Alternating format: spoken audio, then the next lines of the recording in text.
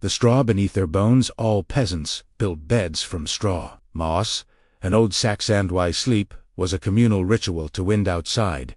Groans like an old man remembering war. Inside, the hut is quiet, except for the soft rustle of straw beneath tired limbs. A single candle flickers, casting shadows that dance like ghosts on the watteland daub walls. This is not a place of comfort. It is a place of survival. And yet, here, in the coldest corners of medieval Europe, peasants found ways to sleep. Not luxuriously, not peacefully, but together. Forget feather mattresses or carved oak frames. The medieval peasant's bed was a pile of straw, sometimes mixed with moss, hay, or dried leaves. If they were lucky, it was stuffed into a coarse linen sack called a pallet.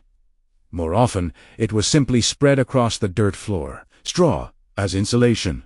Straw was cheap, abundant, and surprisingly effective at trapping warmth. It didn't offer softness, but it kept the cold from seeping up through the ground. Moss and hay. In wetter regions, moss was added for its moisture-wicking properties. Hay, though more valuable as animal feed, was sometimes used in desperation. The sackcloth layer, a rough cloth often repurposed from grain sacks, was laid over the straw to reduce itching and splinters. It smelled of mildew and labor. Beds were rarely individual. Families slept together, huddled for warmth. Children nestled between parents, grandparents curled beside the hearth. Privacy was a luxury reserved for lords and monks. In winter, warmth was a communal effort. The body was a furnace, and sleep was a shared ritual. Body heat has currency.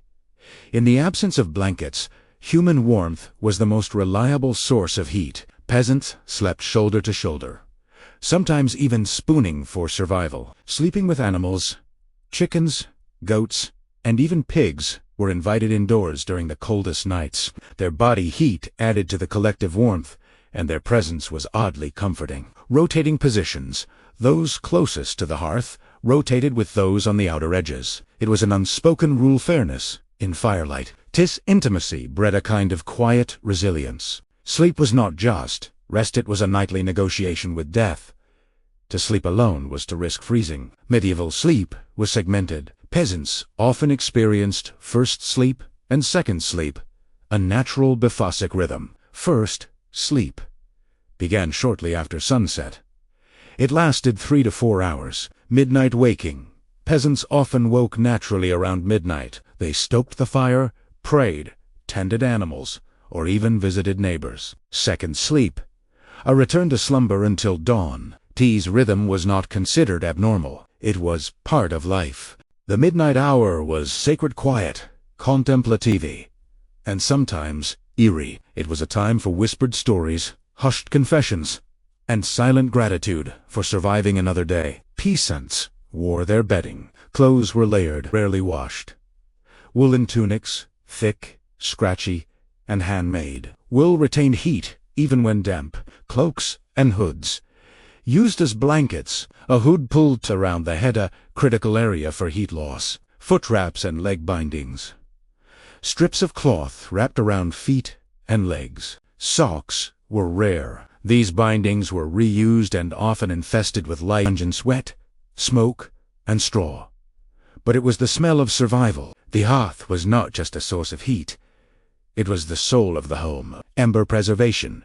Peasants used ash to cover embers, preserving them overnight. Rekindling fire from embers was easier than starting from scratch. Fire hierarchy. The eldest or most skilled member of the household tended the fire.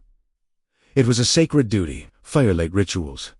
Before sleep, families gathered around the hearth. They told stories, recited prayers, and sometimes the hearth was a fragile guardian. If it died, the night became dangerous. Straw beds attracted more than warmth. Rats and mice, common companions. They nested in straw, nibbled on crumbs, and sometimes bit sleeping children. Fleas and lice infested bedding and clothing.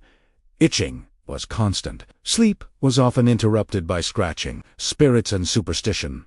Peasants believed in night spirits, ghosts, demons, and fairies. Beds were sometimes blessed with herbs or prayers to ward off evil. Despite these discomforts, Sleep was essential. It was the only escape from hunger, labor, and cold. Peasant dreams were rarely recorded, but they were vivid. Dreams of warmth. Many dreamed of summer sunlight, green fields, and full bellies. Religious visions. Angels, saints, and devils visited in sleep. Dreams were interpreted as omens. Nightmares, cold-induced hallucinations were common. Sleep paralysis, known as the witch's grip, terrified many. Sleep was not always peaceful, but it was a realm where peasants could imagine a better world. Waking was slow, the body stiff, the air biting, fire rekindling. The first task was to revive the hearth. Clothing adjustment, layers were rearranged. Damp cloths were dried near the fire, straw shaking. Beds were fluffed tiff, only to chase out vermin. The day began with gratitude. Another night survived. The peasant bed was not a place of luxury. It was a battlefield. Against cold, against death, against despair. And yet, in that straw and silence, medieval peasants found a kind of grace. They slept, not because it was easy, but because it was necessary. Because tomorrow demanded it. Because even the poorest soul deserves a place to dream. Opening scene. Wind howls like a hungry wolf outside the timber-framed walls. Inside, the air is thick with the scent of damp wool, smoke, and animal breath. A child stirs beneath a pile of patched rags, her feet tucked against her mother's belly. A goat shifts in the corner, its body pressed against the wall for warmth. This is not a bedroom, it is a battlefield against the cold, and every layer, every creature, every breath is part of the defense. Medieval peasants didn't change into pajamas. They slept in what they wore during the day because every layer mattered. Wool was keen thick, scratchy, and often homemade. Wool retained heat, even when damp. It was spun from local sheep and woven into tunics, cloaks, and hoods. Undergarments were rare. Linen shirts, if owned, were worn beneath wool. These were seldom washed, and often patched. Layering was strategic. Peasants layered tunics, cloaks, and even sacks. A single garment might be repurposed as a blanket at night. Clothine was not just protection, it was armor against froze. In the coldest months, animals were invited indoors not just for protection, but for warmth. Goats and sheep. Their body heat was invaluable. They curled beside humans, breathing warmth into the room. Chickens and ducks nestled in corners or under beds. Their feathers added insulation. Pigs. Surprisingly affectionate.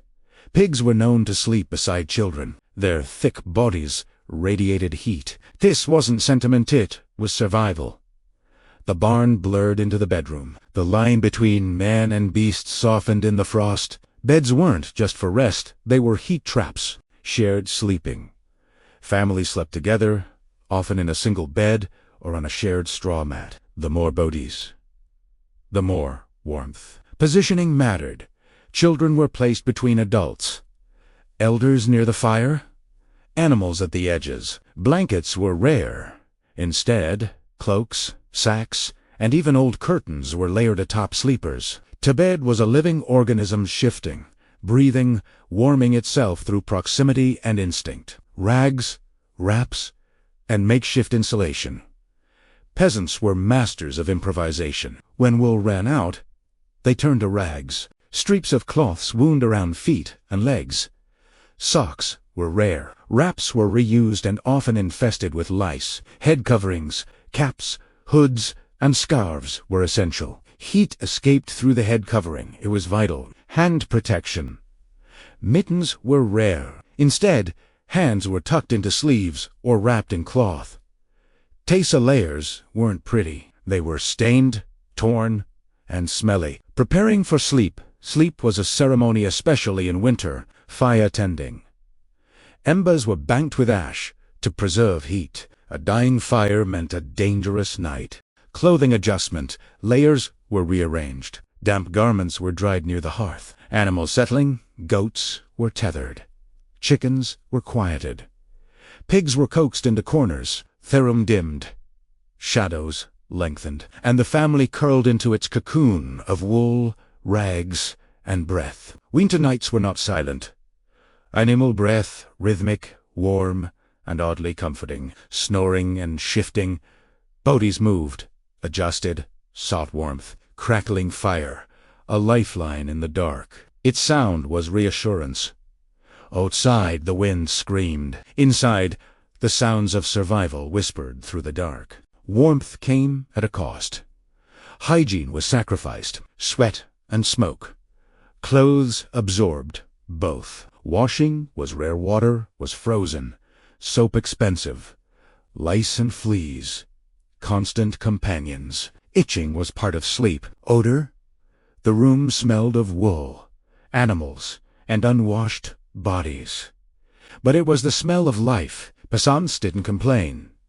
They endured, because warmth mattered more than comfort. Despita, discomfort, sleep, offered peace. Dreams of summer. Peasants dreamed of sunlit fields, warm bread, and green pastures. Religious comfort. Prayers were whispered before sleep. Saints were invoked for protection. Mentalis capian, sleep was the fire rekindling. The first task. Without it, the day couldn't begin. Animal tending.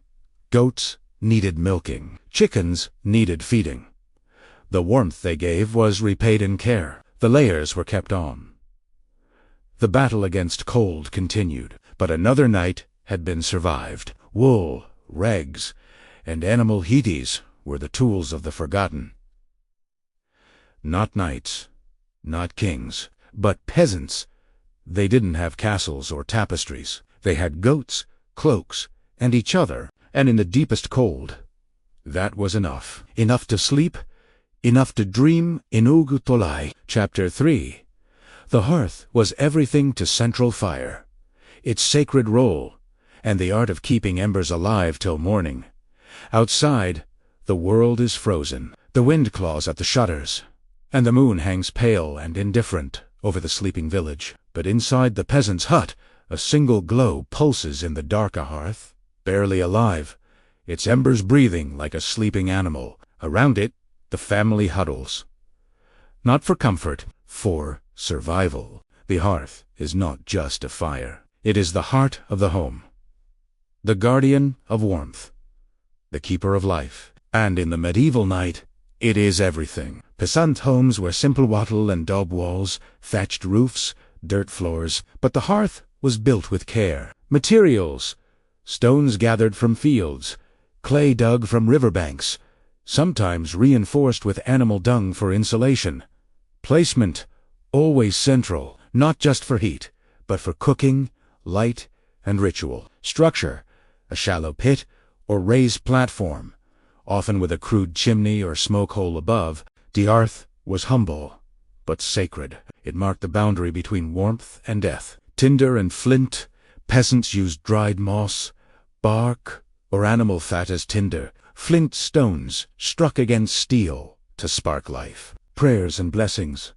Many whispered invocations to saints or household spirits before lighting the fire. First flame of winter, the first fire of the season, was often celebrated. It meant the family had made it to another winter. Fire was divine. It was feared, revered, and never taken for granted. Once lit, the fire had to be kept alive, especially through the long, bitter nights. Banking the fire, peasants covered embers with ash to insulate them, preserving heat without flame. Fire watch, one family member, often the eldest, was tasked with tending the fire through the night. Rekindling: at dawn, embers were uncovered and fed with kindling. A successful rekindling was a small triumph. Laissing the fire meant starting from scratch. In deep winter that could mean frostbite or worse. The hearth was more than warmth. It was medicine. Smoke therapy. Inhaling smoke was believed to cure colds and drive out evil spirits. Herbal drying: medicinal herbs were hung above the hearth to dressage, timet. Wound care: heated cloths were applied to injuries. Boiled water from the hearth was used to clean cuts. The fire was a healer. Its light was comfort. Its heat was hope. All meals came from the hearth. It was the kitchen, the oven, the dining room, porridge and stew, the staple winter meals, grains, root vegetables, and scraps of meat boiled slowly over the fire. Bread baking, flatbreads were cooked on hot stones or iron griddles. Yeast was rare, sourdough was common. Ale warming. Cold ale was warmed slightly to make it more palatable in winter. The hearth fed the body, and in its flickering light, families shared stories, silence, and survival. Animals were drawn to the fire too. Cats and dogs curled near the warmth, guarding the family from vermin and spirits. Goats and pigs slept nearby, their breath adding to the warmth. Chickens sometimes roosted on the hearth's edge, feathers singed, but bodies warm. Before sleet, the hearth became a stage. Folktales, stories of saints, spirits, and ancient kings were told in hushed tones. Lullabies. Mothers sang to children, their voices blending with the crackle of flame. Silence. Sometimes no words were needed. Hoost, the fire. Rhythm, and the breath of those you loved. Tessa moments were rare, precious. The hearth was not just heat, it was memory. In medieval culture, the hearth symbolized more than warmth, marriage and family. Keeping the hearth meant maintaining the household. A woman's role was often defined by her care of the fire. Inheritance. The hearth was passed down. It was the soul of the home. Community. Villages sometimes had communal hearths for gatherings, festivals, or emergencies. To lose your hearth was to lose your place in the world. Iban sacred fires needed care. Ash removal. Ash was collected weekly, used in soap making or scattered in fields. Chimney clearing. Soot buildup was dangerous. Peasants used branches or weighted ropes to clean smoke holes. Firewood stacking. Wood was gathered in summer, dried, and stacked carefully. Wet wood meant smoke and sickness. The hearth demanded respect, and it repaid it with life. At dawn, the hearth came alive again. Rekindling rituals.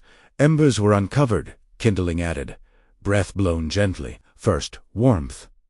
The fire's glow touched faces, thawed limbs, and signaled the start of labor. Gratitude. A successful fire was a blessing. A failed one was a curse. The hearth was the first voice of mourning, and its light was a promise. The hearth was not just a fire. It was a heartbeat, a guardian, a witness. It sold births, deaths, laughter, and silence. It warmed the poor, healed the sick, and fed the hungry. And in the coldest nights, it was the only thing standing between life and frost. To sleep beside a hearth was to sleep beside history, and in its glow, medieval peasants found not just warmth but meaning.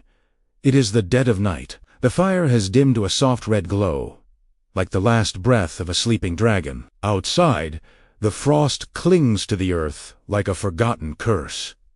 Inside, the peasant family stirs not in panic, but in rhythm. This is not insomnia.